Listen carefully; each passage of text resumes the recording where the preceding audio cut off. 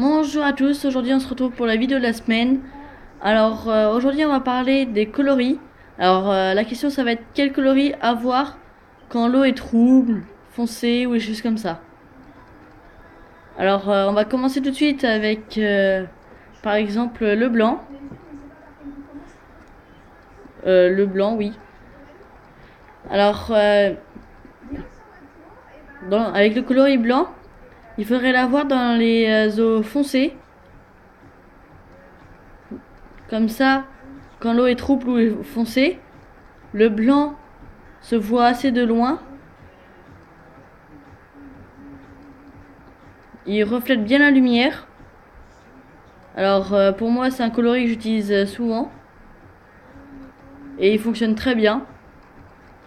Après, il y a plusieurs adaptations de leur blanc. Hein. Leur blanc à tête rouge, leur blanc aux yeux rouges. Ainsi de suite. Ensuite, on va passer sur les leurres. Enfin sur les leurres. Sur quand l'eau est un peu plus claire. Mais vraiment très peu. Il faudrait utiliser plus des leurres flashy. Par exemple, ce leurre là, il est bien flashy, il est jaune foncé, noir, orange. Ce leurre là aussi, il est jaune orange. Des leurres rouges ou vert orange, enfin ainsi de suite. Faudrait les utiliser dans les eaux troubles, un peu vaseux, mais quand même assez clair. On pourrait voir un tout petit peu s'il y avait un poisson et des choses comme ça. Ensuite, les eaux encore un peu plus claires.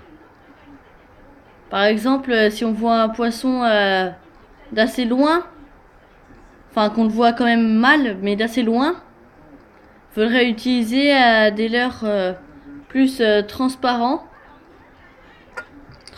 bleu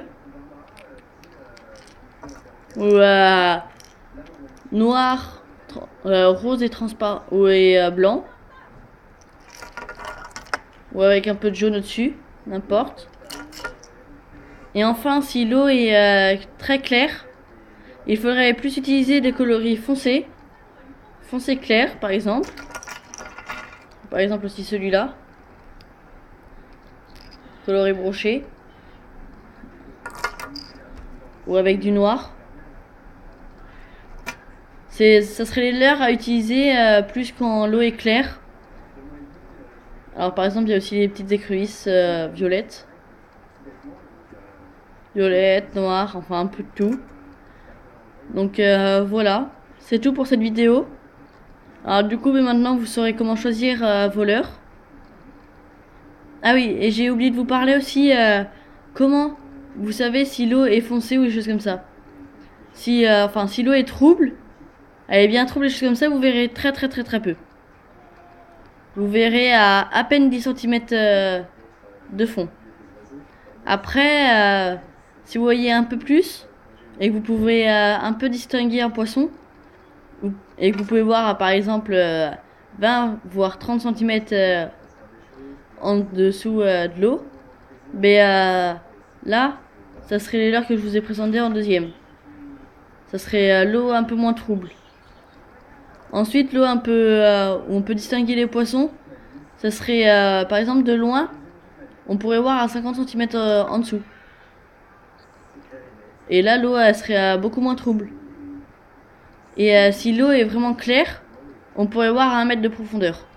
On pourrait vraiment distinguer bien le poisson, à voir s'il y en a plein, des choses comme ça. Alors là, c'est vraiment la fin. Je vous remercie d'avoir regardé la vidéo. Abonnez-vous et n'oubliez pas de liker.